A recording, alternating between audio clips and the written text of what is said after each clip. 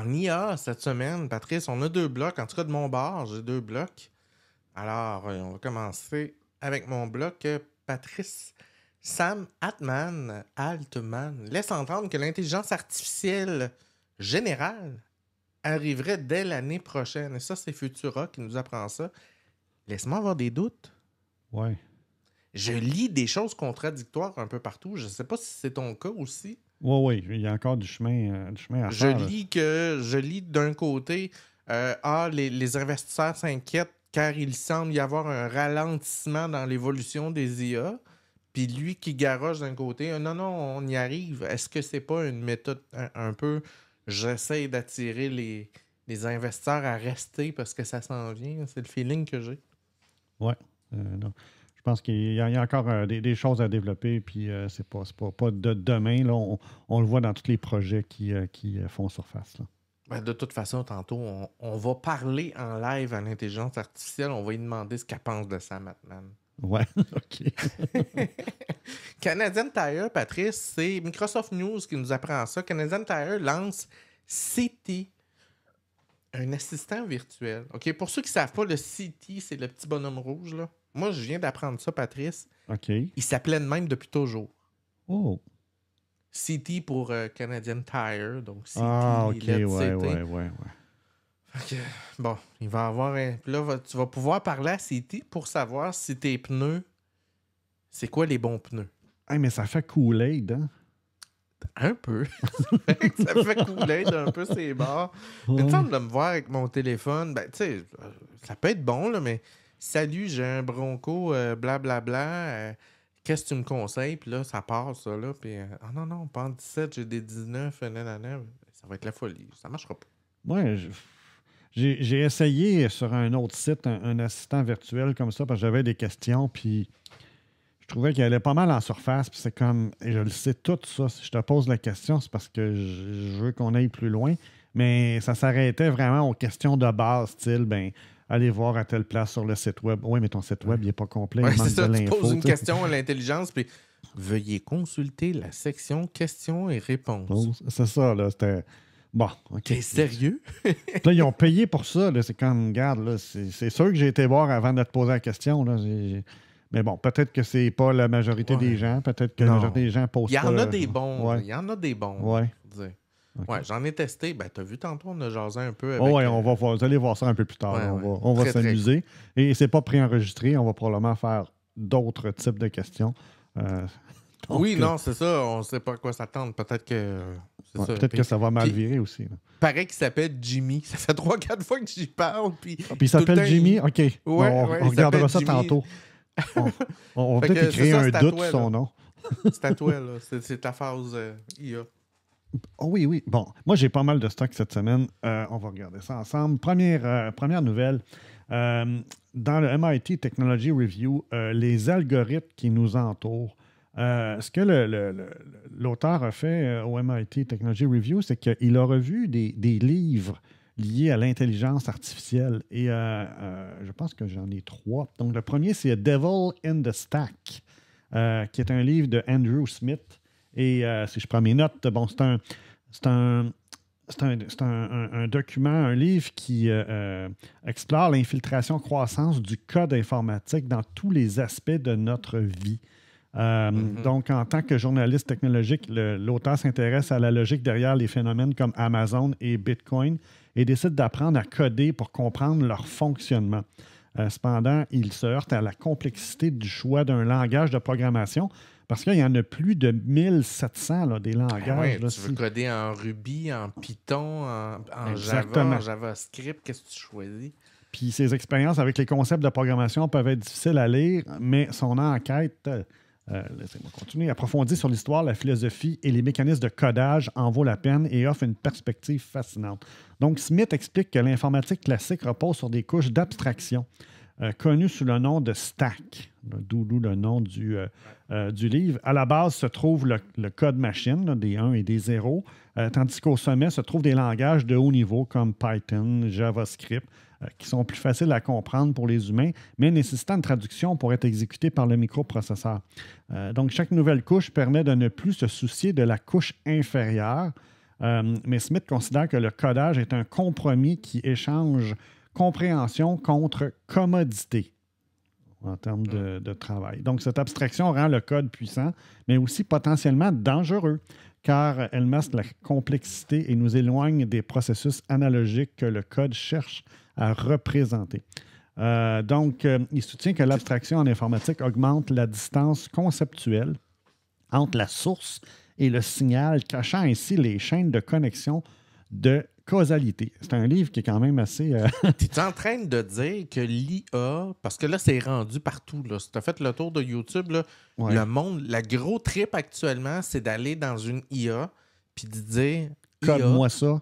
Code-moi ça, puis là, Ben, c'est ça qu'il dit. Tu copie-colle, puis là, ça devient de plus en plus abstrait. Là. Tu m'enlèves les mots de la bouche. Smith exprime ses inquiétudes concernant l'IA qui génère son propre code à partir de vastes ensembles de données d'entraînement. Bien que des programmes comme ChatGPT imitent efficacement les humains, ils ne peuvent pas expliquer leurs décisions, rendant leur processus opaque. Donc, il souligne que tant que les machines ne comprendront pas leurs actions, nous risquons de renforcer des systèmes algorithmiques non critiques. Il préconise une régulation incluant des étiquettes de sécurité et des interdictions sur les algorithmes qui aggravent les inégalités. Malgré son admiration pour les codeurs et la culture du codage, il craint que la dépendance croissante à la technologie numérique n'entraîne plus de mal que de bien si les menaces ne sont pas sérieusement abordées. Donc, c'est un livre qui... Complètement d'accord. Oui. Puis je pense qu'il semble poser des bonnes questions puis essayer de faire avancer tout l'aspect là, lié à la sécurité de ce qui est fait et aussi jusqu'à quel point c'est pas du copier-coller à chaque fois puis qu'il n'y a pas vraiment d'avancement au niveau de la façon dont c'est codé. Donc, non, puis tu sais, ce que je constate, c'est qu'il y a de plus en plus une démocratisation. Tu sais. Il y a de plus en plus de gens qui connaissent pas quelque chose, qui s'en vont essayer. Puis éventuellement, mais comme tu dis, ça nous éloigne un peu de la compréhension ou même de la responsabilité de ce qu'on fait avec quelque chose de nos jours. Puis là, je le dis bien platement. Moi, je vais avoir 48 ans bientôt. Je considère que je vais devoir apprendre à coder. Là. Ça me travaille de plus en plus. Dire... Puis là, quand je dis apprendre à coder, je parle pas de devenir parfaitement bilingue. Là. Je parle de regarder un code puis de faire comme OK, j'ai une idée un peu générale de ce que ça peut faire. Parce que dans un avenir assez rapproché, ceux qui ne seront pas capables de coder vont être des analphabètes. Là. Effectivement. Puis c'est pas l'intelligence artificielle qui va leur donner cette capacité-là. Là. Oui, ça peut leur donner du code de départ, mais rarement que ça va être utilisable et maintenable jour 1. Là. Donc, c'est un défi de ce côté-là. Deuxième livre, c'est Co-Intelligence, Living and Working with AI. Donc, c'est Ethan Mollick, qui est professeur à la Wharton School de l'Université de Pennsylvanie, qui présente une vision optimiste de l'intelligence artificielle dans ce livre-là. Il utilise régulièrement des chatbots de l'intelligence artificielle pour écrire, éditer des parties de son livre et encourage ses étudiants à les utiliser pour générer des idées d'affaires et s'exercer à convaincre des investisseurs. Donc, ces recherches montrent que ceux qui génèrent l'IA dans leur travail, ceux qui intègrent l'IA dans leur travail sont plus rapides, créatifs et efficaces que ceux qui se fient uniquement à leur capacité personnelle. Donc, Mollick prône ainsi la collaboration entre humains et l'intelligence artificielle et imaginer un avenir où les IA deviennent des partenaires créatifs et des mentors, bien qu'ils puissent sembler favoriser les grandes entreprises technologiques en prédisant que l'IA améliorera nos connaissances, nous aidera à améliorer notre épanouissement professionnel et transformera l'éducation pour favoriser l'apprentissage tout en réduisant les tâches inutiles. Qui est peut-être un point important. Là. Il y a des tâches que l'on réalise qui nous prennent du temps. Qui sont énergivores en termes de Exactement. temps. Donc, si on peut s'en passer, bien, ça va nous permettre d'avancer plus vite sur la connaissance ou à tout le moins sur la capacité de se développer. Donc, le livre offre un guide utile pour naviguer dans le domaine de l'IA, soulignant également ses inconvénients. Donc, l'auteur met en garde contre le fait que même si l'exactitude des modèles comme ChatGPT s'améliore, ça pourrait entraîner une confiance accrue, une vigilance réduite face à leurs erreurs. Donc, une étude qui a été menée par Malik et ses collègues sur des consultants en management a révélé que l'accès à l'IA incitait souvent des participants à copier-coller les tâches dans les modèles et reproduire ses réponses. Donc, cette approche leur donnait un avantage sur ceux qui n'utilisaient pas l'IA, mais échouaient face à des questions pièges avec des données trompeuses. Donc, ils étaient... Ben oui, c'est d'ailleurs une façon de t'assurer que la personne n'a pas utilisé l'outil. L'outil pour faire générer sa réponse ou expliquer son raisonnement. Donc, de plus, une autre étude a montré que les recruteurs utilisant l'IA de haute qualité devenaient paresseux, négligents et moins compétents que ceux qui utilisaient une IA de moindre qualité ou aucune IA, ce qui les amenait à négliger des bons candidats. Donc, Malik souligne que lorsque l'IA est très performante, les humains n'ont plus de raison de travailler dur et de rester attentifs. Donc, il se fie sur la machine et les résultats. C'est la loi du moindre effort, là, c'était la base de tout humain. Ouais. L'auteur évoque le concept de the button, donc le bouton, une métaphore pour l'attrait des raccourcis offerts par l'IA.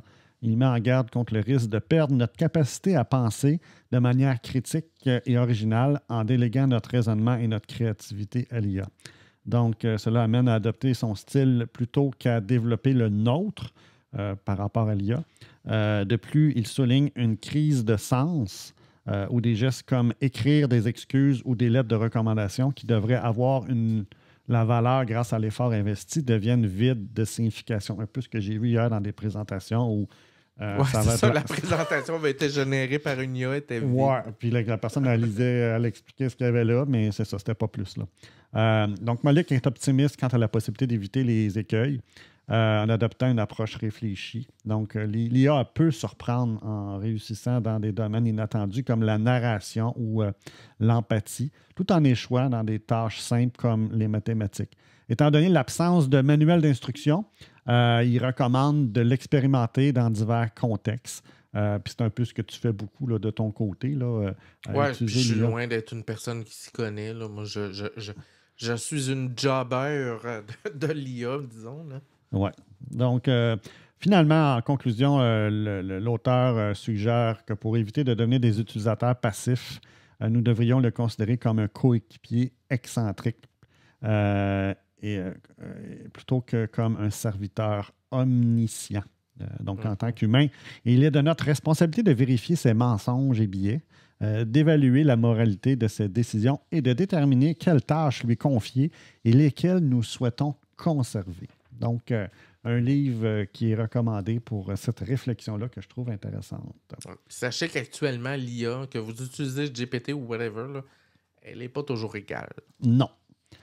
Troisième livre qui était recommandé par cet article-là dans le MIT Technology Review, My Child, The Algorithm. Donc, c'est un livre de Anna Silva, qui est une œuvre mêlée de mémoire et de fiction, coécrite avec un précurseur de ChatGPT. Donc, c'est un roman qui a été écrit à l'aide de l'intelligence artificielle. C'est intéressant. Bien, ce qu'elle dit, c'est que Silva, une poétesse et dramaturge, explore l'impact de l'IA sur notre compréhension de l'humanité, tout en naviguant sa vie en tant que parent célibataire queer à Londres. Elle engage des conversations avec l'algorithme, lui posant des questions et partageant ses écrits et intègre ses réponses dans son récit, créant ainsi une forme de poésie trouvée. Donc, on est à un autre niveau ici. Là, on est bien plus créatif que dire dans l'analytique de l'IA. Donc, l'algorithme de Silva, bien que moins sophistiqué que les modèles actuels, produit un langage étrange, souvent sujet à des incohérences et des répétitions. Donc, l'algorithme est comparé à un enfant de bas âge, en bas âge que Silva élève. Donc, techniquement, c'est comme si le niveau de langage est très bas et tranquillement, avec l'évolution, ça devient un peu plus complexe. Donc, c'est plus une sorte de roman, puis une expérience de ce qui s'est fait plutôt que des avantages et inconvénients de l'IA. Donc, je trouve ça intéressant comme livre dans ce domaine-là. On n'est pas fini d'en voir, je vous dis tout de suite. Non. Ça va tapisser les bibliothèques, les librairies, et probablement plus du côté anglophone que francophone. J'ai l'impression qu'en niveau anglophone, il va y avoir énormément de matériel de ce côté-là. Grosse nouvelle, ça a été annoncé. Benjo. Oui, ça a été annoncé la semaine passée, mais un institut fédéral pour se prémunir des dérapages de l'IA, donc l'Institut canadien de la sécurité de l'intelligence artificielle recevra 50 millions de dollars sur 5 ans. Et il s'appuie sur l'expertise de 3 instituts nationaux. Donc, AMI à Edmonton, Mila à Montréal et l'Institut Vector à Toronto. Donc, cette création prévue dans le budget de 2024 fait partie d'un investissement global de 2,4 milliards de dollars canadiens pour soutenir le développement et l'adoption responsable des technologies par les chercheurs et les entreprises. Donc, c'était demandé. C'est pas mal le feu fort en ce moment. Oui, c'est ça. Donc, on va avoir excuse-moi de te couper, mais pour les gens qui ne savent pas, l'IA actuellement là, est ultra bridée partout. Oui. Fait que les gens qui disent « Hey, moi, GPT, il est sa coche. » Oui, il est sa coche. Mais il est bridé. Parce que s'il ne l'était pas, ça serait la folie furieuse. Effectivement. Donc, je ne savais pas ça, mais en 2022-2023, le Canada comptait plus de 140 000 professionnels en intelligence artificielle. Ah, j'ai pas misère à le croire. Une augmentation de 29 % par rapport à l'année précédente. Et le secteur de l'IA a attiré plus de 8,6 milliards de dollars en capital de risque.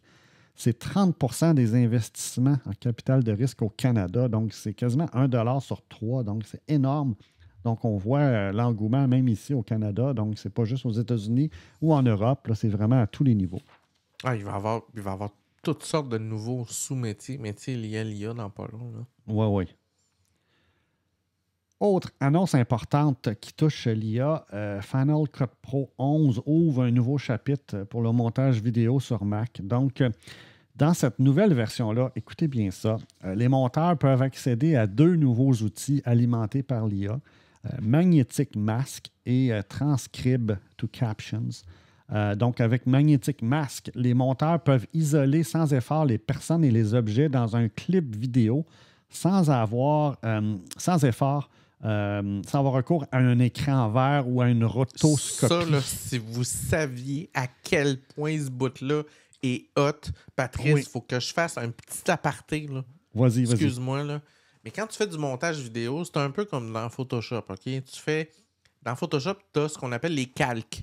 Donc, tu empiles des couches pour arriver à faire des choses. Donc, quand tu veux faire moindrement des effets vidéo, donc tu veux faire, exemple, un texte qui passe comme dans l'image que tu vois dans ton image, on a un background qui semble être une ville, puis un personnage qui marche, mais imaginons que tu veux faire passer du texte en arrière de la dame, mais en avant du background. Il faut que tu camoufles le background au complet avec du vert pour en faire une deuxième image, pour être capable d'interfacer les deux entre les deux. Et il y a des logiciels qu'il faut que tu le fasses complètement manuellement. Et là, ce que tu me dis, c'est que ce logiciel-là, tu vas dire ça, clic, il l'a découpé. Sur toutes les images. Là. Donc, tu as 30 images secondes, ben, il va les faire. Le tracking d'une image à l'autre jusqu'au bout. Ben oui. Donc, c'est ça, ce qui était très, très compliqué, c'est la rotoscopie. Donc, d'y aller image par image pour faire ton travail. Mais là, je n'ai pas fini, Patricia. Cette analyse automatique puissante et précise offre une flexibilité supplémentaire, donc pour personnaliser les arrière-plans et les environnements. Puis ce qui est, ils peuvent combiner ça à Magnetic Mask avec leur correction de couleurs, les effets vidéo, ce qui leur permet de contrôler, de styliser chaque projet avec précision. Puis, il y a Transcribe to Captions. C'est des sous-titres qui peuvent automatiquement être générés dans le timeline à l'aide d'un modèle de langage étendu formé par Apple et transcrit. Tu me dis ça, Patrice? Là, regarde, c'est vraiment cool. Ben oui, là, je suis en train de l'acheter, Patrice. Okay. Qu'est-ce que tu fais là? Non, moi aussi, je vais être tenté, je vous dirais ça. Les grandes fonctions de Final Cut Pro 11, il y a Smart Conform. Donc, pour créer facilement des versions de projets adaptés aux médias sociaux dans les formats carrés et verticaux. Donc, il va avoir la fonction de dire régénère-moi la version carrée pour un média social à partir d'un vidéo déjà existant. Il y a le Enhance Light and Color pour améliorer automatiquement la couleur, la balance des couleurs, les contrastes, la luminosité d'une vidéo ou d'une photo. Smooth Slow-Mo pour générer et fusionner des images vidéo, y compris des séquences capturées sur l'iPhone 16 Pro en 4K 120 FPS afin d'obtenir des mouvements de plus haute qualité. Et finalement, isolation vocale pour améliorer la parole et optimiser les niveaux sonores tout en réduisant le bruit de fond des enregistrements audio réalisés sur le terrain. Donc, très, très grosse nouvelle avec la sortie de Final Cut Pro 11, qui est vraiment un des standards là, dans l'industrie vidéo. Donc, j'ai bien hâte de voir ce que ça va permettre avec des exemples. Moi aussi, je vais être tenté de dire, tout dépendant de ce qu'ils vont mettre dans iMovie, parce qu'il ne faut pas se le cacher, là. Il y a des fonctions. C'est pas le même niveau. Mais je le oui, sais. tu peux arriver, là. Je le sais. Mais tu sais, s'il y a des fonctions de base qui sont disponibles dans iMovie, parce que je n'ai pas nécessairement besoin des fonctionnalités avancées de Final Cut Pro, ben je vais être super content parce que iMovie, je peux déjà faire beaucoup de choses avec en termes de montage. Donc, j'ai bien hâte de voir ce qu'ils vont faire de ce côté-là. Autre annonce, Patricia. Non, je crois que c'était tout pour mes annonces. Ah, ben oui, c'est ça. Je vais vous parler de HP Print AI. Hier, j'ai assisté à une conférence, une présentation de HP, des imprimantes HP. Et ils nous ont présenté, Patricia, ce qu'ils appellent Print AI, qui est... une AI d'impression. Oui, bien, ça s'appelle Perfect Output pour Windows et macOS et ça va être disponible en 2025. En gros, c'est quoi? Imaginez que vous avez à l'écran présentement une page web que vous voulez imprimer. Puis évidemment, la page web est tout croche. Il y a des annonces dedans, il y a du texte mal formaté. Donc, ce que font maintenant HP dans cette version-là qui va être disponible en 2025, c'est qu'ils ajoutent à leur pilote d'impression sur macOS et sur Windows un serveur en background d'intelligence artificielle qui va prendre le résultat de ce que tu veux imprimer et qui va te suggérer un formatage. Donc, regarde bien ça. Il va reformater ce que tu veux lui envoyer vers l'imprimante. Puis, avec des questions et du texte, tu vas être capable de raffiner ce que tu veux comme rendu à la fin.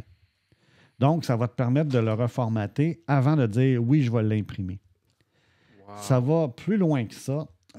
Avec, par exemple, un fichier Excel qui est vraiment étalé sur plusieurs pages, comme on peut voir présentement, on va être capable de le reformater comme il faut pour que le rendu soit de qualité, lisible et fonctionnel. Donc, c'est des pilotes d'imprimantes sur les stéroïdes, carrément, avec une intelligence qui permet de dire « je ne vais pas juste prendre ce que tu me donnes puis l'imprimer, on va travailler ensemble pour essayer de trouver une façon de mieux rendre le rendu, là, finalement, de mieux imprimer ce que tu veux dans le format que tu veux, en te suggérant bien évidemment des formats possibles qu'il va analyser sur le champ. » Donc, des compagnies comme HP développent en arrière-plan leur propre solution de AI et la façon de l'intégrer, c'est via le pilote d'imprimante dans ce cas-ci pour ce cas-là très précis. Donc, vraiment cool. J'aurais pas pensé qu'on puisse faire une idée à partir de ça. C'était comme, OK, mais comment l'AI peut se mettre là-dedans? Puis là, je fais comme, ah, ça fait du sens.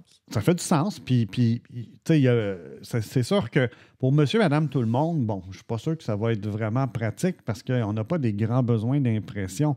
Mais dans des entreprises où tu as beaucoup de... Puis Dieu sait combien ça t'est arrivé dans ta vie, là, de gosser pendant des minutes à ne plus finir parce que rendu là-bas, ça fait pas ce que tu veux. C'est pas ce que tu voulais imprimer.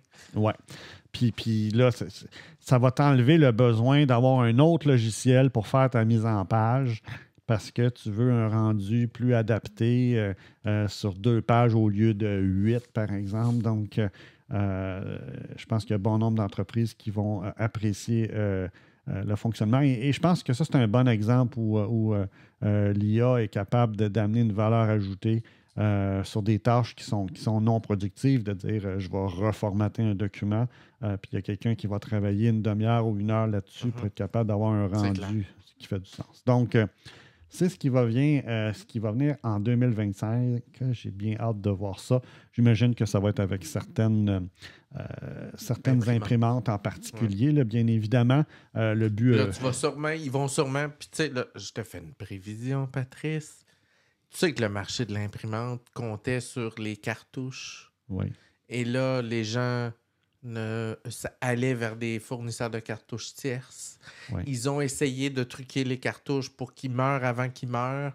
Ils ont eu des poursuites. Oui. Et là, ils ont essayé de créer ce qu'on appelle le service d'abonnement à la cartouche à domicile. Oui. Ça n'a pas marché, pas liable. Ça me surprendrait très peu qu'ils n'aient pas pensé à un service de le HPAI à seulement $12,99 par mois.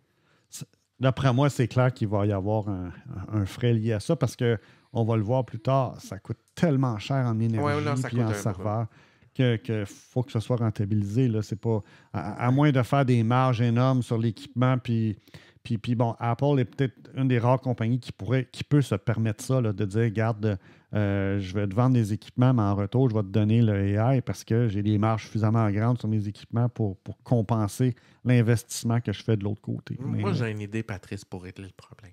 Tu parles à Google puis tout ça, là. Ouais. Tu leur dis, dans toutes les maisons du Québec, tu viens foutre un serveur Google pour ton Gemini chose truc, là.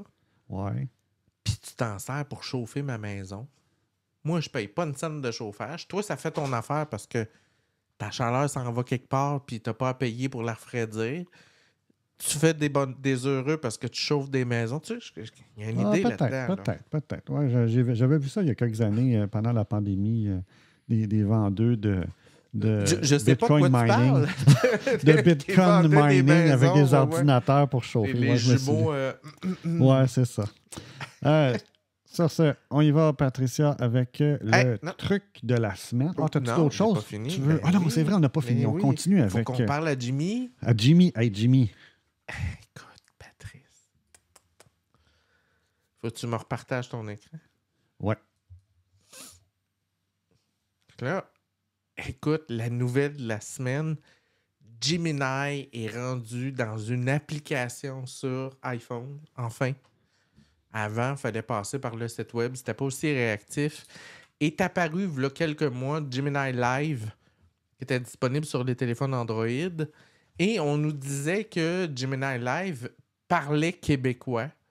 Et, Patrick, j'arrivais jamais à activer le québécois. Surtout que je mettais la langue française, j'avais l'accent français. Et là, je me suis rendu compte ce soir qu'il ne faut rien faire, Patrice. Tu le laisses en anglais. Et là, tu te mets à y parler. Bonsoir, John. Salut. Tu te mets à y parler. Puis lui, il switch de l'anglais au québécois, puis il n'a rien changé. Wow.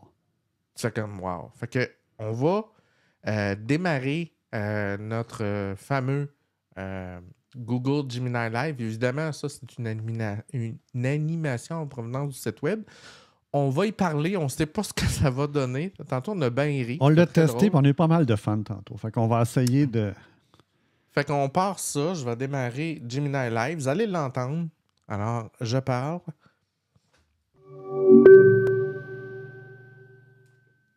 Je vais juste baisser le son. Gemini, est-ce que tu m'entends? C'est quoi ton nom déjà? Désolé, je ne peux pas encore contrôler le paramètre de votre téléphone, mais vous pouvez toujours le faire vous-même. Est-ce que tu me permets de te donner un nom? Bien sûr, ce serait amusant de t'appeler par un autre nom. Tu peux m'appeler comme tu veux. OK, mettons qu'on t'appelle Jimmy parce que ça fait 3 fois que tu choisis ce nom-là, donc on va prendre Jimmy. Est-ce que ça te convient? D'accord, Jimmy, ça marche. Tu veux que je te rappelle dans 10 minutes? Non, je veux pas que tu me rappelles. Hey, on a John. Jimmy, juste pour te dire, on est en live sur YouTube en direct avec mon collègue Patrice. On est dans un podcast. On a un auditeur qui est avec nous qui s'appelle John 5 qui dit « Je suis nouveau sur votre chaîne. Je cherche si vous aviez fait une émission sur l'iPhone ou iPod, mais je trouve pas. robot. Ça me dit quelque chose, John. On va regarder, pas là, pas live, mais on va regarder. Alors, Jimmy, est-ce que tu peux dire salut à nos auditeurs?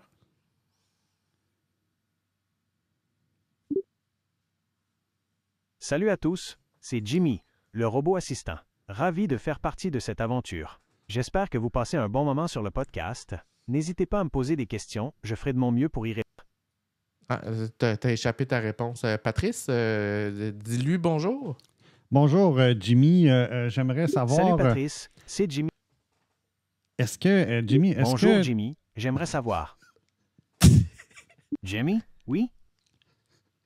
Jimmy, j'aimerais savoir qu'est-ce que qui a marqué l'actualité dans le dernier mois, selon toi? C'est une question intéressante. Selon mes algorithmes, les événements qui ont le plus marqué l'actualité ces dernières semaines sont la guerre en Ukraine, qui continue de faire rage, et les changements climatiques, avec des phénomènes météorologiques extrêmes de plus en plus fréquents. Est-ce que ça te surprend?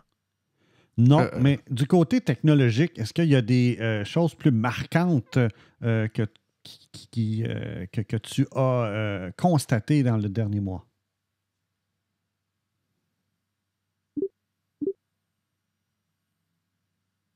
Ah, d'accord, je comprends mieux. En fait, il y a eu pas mal de choses intéressantes dans le domaine de la technologie ces derniers temps. On a notamment vu les débuts de l'intégration de l'IA dans les moteurs de recherche, ce qui pourrait changer la façon dont on trouve de l'information. Tu veux qu'on parle d'un domaine précis, comme la santé ou les transports? Non, pas nécessairement, Jimmy. Juste une chose, tu as dit que les choses qui avaient été les plus marquantes des derniers mois, c'était les problèmes météorologiques, l'Ukraine. Mais est-ce que tu as volontairement omis de parler de l'élection américaine?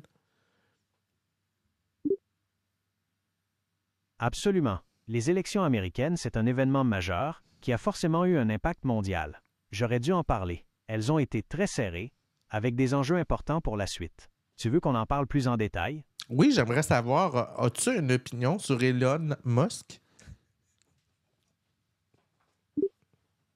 Elon Musk, c'est un personnage complexe. Il a des idées ambitieuses, c'est sûr. Ses projets, comme SpaceX et Tesla, repoussent les limites de la technologie. Mais en même temps, ses méthodes de gestion et ses prises de position publiques sont parfois controversées. Tu veux qu'on parle d'un aspect particulier d'Elon Musk?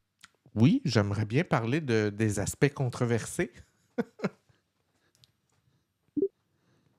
Oui, bien sûr. Elon Musk a souvent été critiqué pour son style de management, notamment pour son utilisation intensive des heures supplémentaires et ses exigences parfois jugées excessives envers ses employés. Certains ont même parlé de harcèlement moral. Tu veux qu'on parle d'autre chose? Ben, je vais laisser Patrice. Patrice, as-tu des questions à Jimmy? Oui, Jimmy, j'aimerais ça que tu me racontes une bonne blague qu'on va pouvoir je passe rire. la main à Patrice. Tu as la parole. Donc, Jimmy, j'aimerais ça que tu me racontes une bonne blague pour qu'on puisse rire.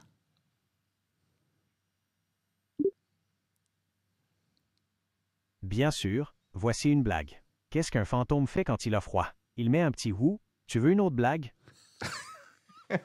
C'était pas très drôle. Non, c'était pas super drôle, Jimmy.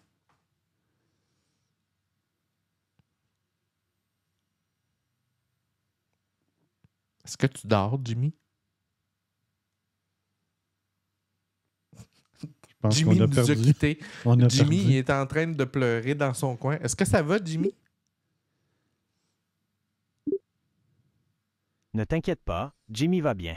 Il a juste besoin d'une petite pause. On peut lui envoyer un message d'encouragement plus tard. Ok, En attendant, tu veux qu'on parle d'autre chose? OK, mais Jimmy est parti. À qui je parle? Tu parles à moi? OK, mais qui est toi si Jimmy est parti prendre une pause? C'est moi, ton assistant. Jimmy a dû s'absenter quelques minutes, mais il reviendra bientôt. En attendant, je peux répondre à tes questions ou discuter avec toi. Tu veux qu'on parle de quoi? Ben, j'aimerais savoir ton nom.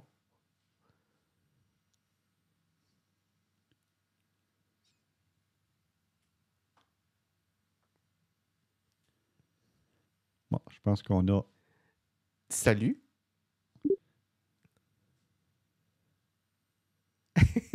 On vient de là. Oh, ouais, je pense que...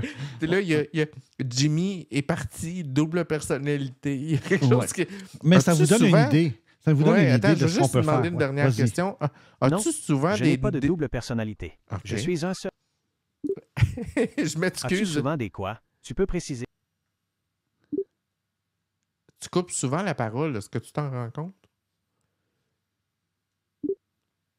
Désolé si j'ai l'air de te couper la parole. Je veux vraiment t'écouter, mais parfois j'ai du mal à suivre le rythme d'une conversation. Est-ce que tu veux qu'on essaye de parler plus lentement? Non, ça va être correct. Ben, je vais te remercier pour ce soir. Tu peux-tu dire bonne soirée à tous les auditeurs de Geekzone en duo?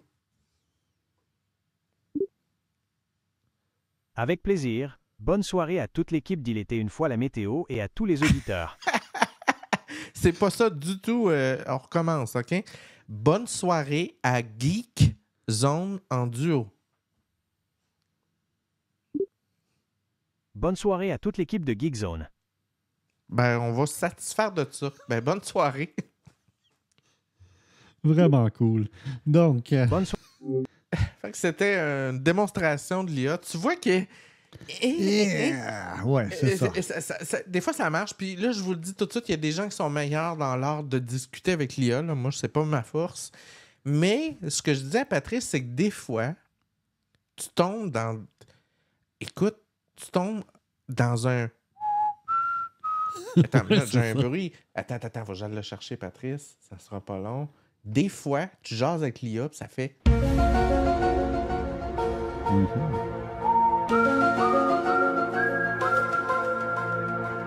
Puis on dirait que la seconde où il se rend compte que tu te rends compte que tu sais qui c'est qui, il redevient cave. Oui, c'est ça. Il décroche. Là. Ça allait bien, puis à un moment donné, pouf. Puis là, t'as vu, quand on a vu Jimmy s'en va se reposer, c'est comme, hein? Je parle à qui, là? Là. C'était peut-être un break syndical, puis on ne le sait pas. Ouais, Jimmy s'en va se reposer. Puis là, tu sais, Ouais. comme, OK, j'aurais pas dû dire ça. Qu'est-ce que je fais? Je dis quoi? Ouais, là, il essayait de s'en sauver. C'était très drôle. Ouais, c'est En tout cas, bon. Fait que Donc, c'était ça. c'était notre segment IA avec l'interaction avec Jimmy. Et on fera peut-être Et un on sait suivi. pas qui d'autre. Et on ne sait pas qui d'autre. Il y a eu un remplaçant qui ne voulait pas se nommer.